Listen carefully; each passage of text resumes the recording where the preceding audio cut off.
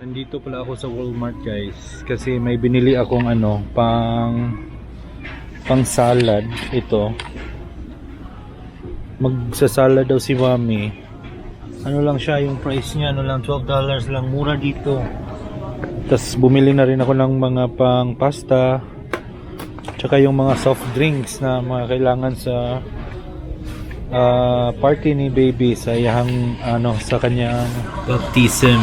Marami pa dito. Meron din pala sila dito mga maliliit.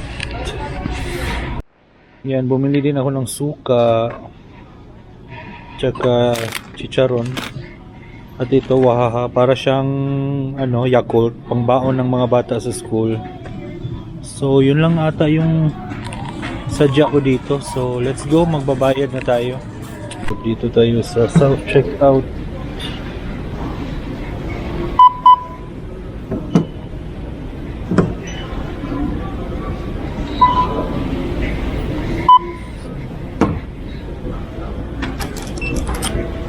Wala na nagtatrabaho guys kasi puro na machine ang ginagamit. Mas gusto ko pa rin doon magbayad sa cashier sana, pero nagmamadali ako eh. Ang haba kasi ng pila ng cashier, tas isa lang yung cashier nila dito. Minsan nag-i-error pa tong machine nila sa self-checkout. Tapos isa lang yung na-assign dito na mag-a-assist sa'yo. Walang choice eh, nagmamadali ako eh. Malaki yung matipid ng company pag ganitong style. Kasi isipin mo, 5 cashier ang kailangan, tas isa lang yung hinire nila na magbantay dito sa self-checkout. Wala na, puro na talaga machine yung pinalit. Kung nag-hiring sila, ako na lang sana hinire nila. Yan mabilis akong mag-pack.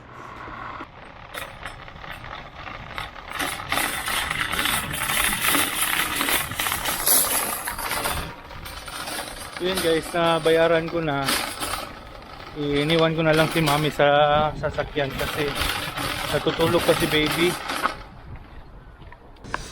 Hi everyone! Hapunan na naman. So kaya ito, gumagawa ako ng lasagna kasi request ng mga bata. Kanina umaga, while they're preparing for school, sabi nila, Mommy, can we have lasagna for dinner? So ayan, si Mommy, of course, your wish is my command. So ito yung binili ni Daddy kanina sa Walmart na mga ingredients. So I'm just making one, isang baking pan na lasagna. Yan yung aming dinner for tonight. So, I hope... Ay, sobra pala yung sauce ko. Madami akong sauce na nagawa di. Marami ba? Sakto lang siguro. Dalawa yung nilagay mo? Oh, dalawa. Yung Meron pa naman Oh, so ayan. Lagyan natin siya ng cottage cheese for extra cheesiness. Can I try cottage cheese raw? Huh? You wanna eat? Okay. Yeah, I wanna try. Okay. Okay. It's too much. That's too much. Yeah? Okay. Try it naman kahap. Try it. Okay, and then never-ending cheese because this family loves cheese. So I'm putting triple cheddar. So usually mozzarella lang, pero gusto kong ito kasi mas colored. Tapos ubus na. Meron pa akong isa sa fridge, so no problem. Kasi binabili ko. Pinabili ko si Daddy talaga ng extra. So, ayan. Ubusin natin yung pasta, guys. Kasi, usually, pag gumagawa ako, may naitatapon akong ganito. Kasi sumusobra siya. So, ayan. Gusto ng mga bata itong homemade lasagna ni Mommy. By me. Homemade by me. So, ang ginagamit ko lang na sauce, guys, is yung Hunt's ba yun, Dad? Hunt's na thick And rich. and rich. Oh. So, yun. Tapos, sinisison ko, tinitimplahan ko ulit. Kasi alam naman natin na kapag yung Italian seasoning, Italian sauce ang gagamitin natin, medyo sour, ano yun? Maasim. Maasim talaga siya, guys. So, kaya tinitimplahan ko siya ulit. I'll put the sauce for you. Hala, I think it's sobra. Which one? I Sauce? can eat them raw. That's okay. I'll just do this I like... just have 3. So, anong gagawin ko dito? Ipatong-patong ko na lang. Patong mo na lang. Tapos, so yun yung ginagamit ko, guys. In case gusto nyong malaman kung anong type ng sauce ang ginagamit ko to make lasagna. Tapos, yun lang. Thick and rich. 2 nun. Para saucy talaga. Ayan, sumobra tuloy ang sauce. Tapos, ayan, ubos na. And then, ground beef.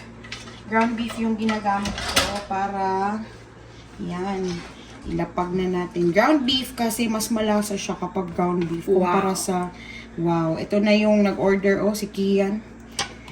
Mas malasa yung ground beef kumpara sa ground pork. So, yun yung ginagamit ko. Tapos, ginigisa ko lang yung beef. Nilalagyan ko ng mga salt and pepper, garlic powder. Tapos, nilalagay ko yung itong sauce. Tapos, nilalagyan ko siya ng kanina, kasi may leftover ako na condensed milk. Nilagyan ko ng condensed milk na konti, tsaka brown sugar na din. So, yun yung pinapa-neutralize ko sa asim ng Italian sauce na ginamit ko, guys. So, ayan. Overload itong pasta ni Mommy. Overload with sauce. Huy! May isang kumakain ng cottage cheese dito. Not too much, baby. Why? Ang sakit naman sa abaga nitong... It's too fatty ko yan. Itong aking... bugat. Ang aking, lutuan. So, ayan na. Tapos, ibibake ko lang ito ng mga 45 minutes. Yung pasta na ginamit ko pala is oven ready. Pero ang ginagawa ko, guys, ano yun? Pinapakuluan ko muna kahit mga 10 minutes. 10 minutes. Para medyo Malambot talaga siya. Kasi kapag wala akong salig, I don't trust na oven ready siya. Baka matagalan yung pagkaluto. And I think mas matatagalan talaga. Kasi iluluto mo pa yung pasta eh. Kumpara dito, na-half-cook na yung pasta. So, ayan. Last na tayo na kuan. Okay. So, pwede na natin itong gamitin, no? Ganyanin. Kasi para ma-spread out siya.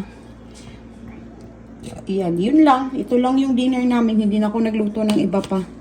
Kasi nakaka-puol din. Ano ba yun?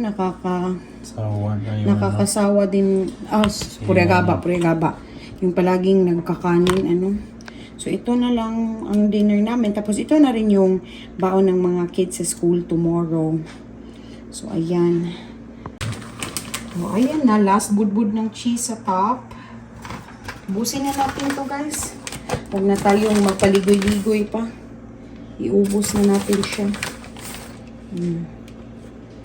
Para mas cheesy siya.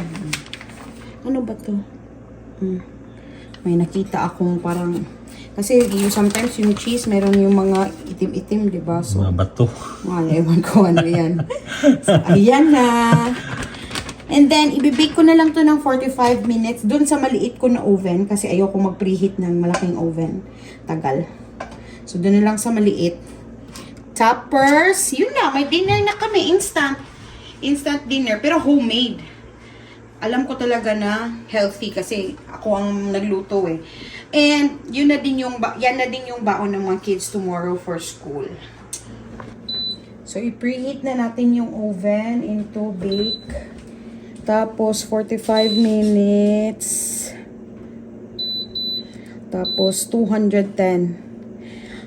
Temperatura ko lang yan, guys. Tapos, ibana-bana ako na lang kapag naluto na. So, kaviran muna natin ng foil ang ating... Meron pa ba akong foil? Patay. Di ba bumili ka ng foil kanina? Meron. Joke time. Meron akong foil. So, takpan natin siya ng foil, guys, para hindi ma-overcook yung cheese natin. Tapos, pag malapit na siyang maluto, oh my God, ano ba tong pinapilit nila sa foil? Uy! Takpan natin ng foil itong ginawa ko, kaso nakaka-stress itong pandikit nila sa foil, guys. Tingnan nyo naman, nagkasira-sira na yung foil ko. Diyos mio ko, marimar. Dad. Ang laking problema nito. So, takpan natin ng foil. ayan. Tapos, ay! Kung sa Dalarama ka bumili ng foil na isi-stress ka. Buti pa yung sa Costco, hindi ka nasi-stress. Ito, mura nga, pero libreng stress. Kapag sa Costco, medyo mahal-mahal, pero pulidong-pulido, guys. Pero hindi kami nakapag-Costco kanina kasi hindi pa namin na-renew ang aming membership. Sabi ni Daddy, pagkatapos na doon ng binyag, kasi sabi niya, pipila na naman doon. Anyway, so doon na lang kami sa dollar store bumili kanina. Yan, ready na siya for the oven. Ito, wala nang laman. Tapon na natin yun, guys. So, ito, ilalagay ko na lang sa oven for 45 minutes. And then, i-open natin siya para natin siyang i-broil after. Para para maluto yung cheese, para mag-melt. Tinakpan ko muna kasi pag hindi natin tinakpan, masusunog yung cheese, hindi pa luto yung ilalim, di ba? Kasi half cook lang yung pasta natin, di ba? So, ayan. Okay. Ready na siya, guys. Nag-beep na. Oh my God, it's heavy.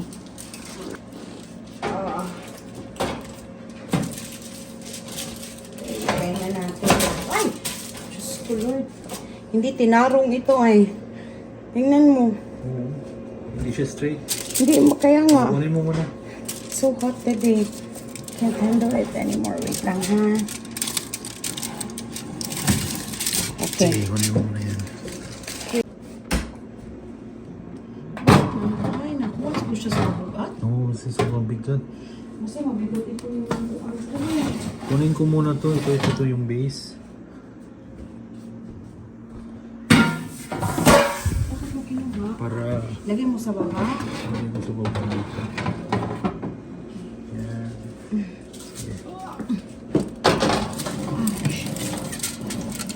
Sige, ikaw kasi may gloves ka. So, ayan. Wait na lang natin yan, guys. Okay. Ilang minutes? 43 minutes. 43. So, ayan. Luto na, guys. Sorry. Nakalimutan kong mainit pala to, guys.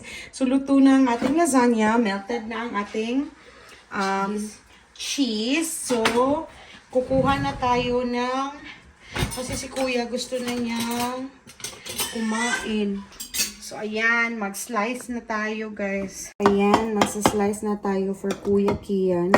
Medyo basa siya, guys. I think madami lang yung... Ano ba to? Yung sauce ko. But we'll see. Mas maganda naman kung maraming ano, di ba? Mas masarap yung maraming sauce. Maraming sauce. Okay. Ayan na ang ating lasagna. Ay! Okay. So, ayan siya, guys. Saucy lang talaga siya. Kasi mainit pa. Oo, mainit pa. Hindi Kasi ko... pag lumamig yan, Magtitigas siya kapag mag-dry malamig. yan. Kaso si Kian, gusto na niyang kumain, kaya kailangan ko na siyang kunan. Umiiyak na yung baby ko, guys. Alam niyo naman, may newborn tayo, ano? Pero hindi din tayo pwedeng hindi gumalaw-galaw kasi walang magluluto. So, ayan.